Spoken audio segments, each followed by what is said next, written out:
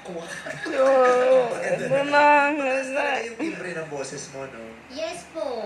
Mamaya tayo ay mag-vlog ulit. Yan na yung gabi. So, matuloy na natin Sino ang karapat ang dapat vlog piliin? natin mamaya. Para sa akin po si Sergi number 1. Bakit? Dahil gusto ko po yung ngayon, yung date to marry Ito po. na po. Kasi po, kung magkakajowaman po ako ngayon, gusto ko po yung ngayon po, pang habang buhay niya po. Yung last ko na po, gano'n po.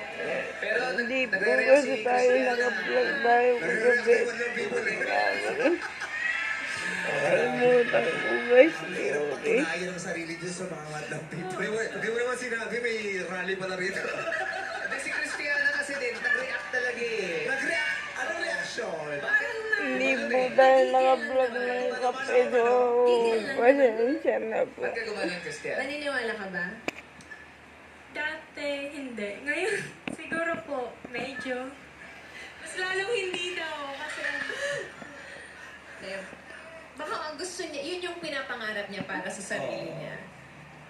Malay mo naman, let's give him the benefit of the doubt. Yes! Oh, So, ito na. green flag para kay Chanela. Congratulations, Chanela. Next question, San. Ano ang mga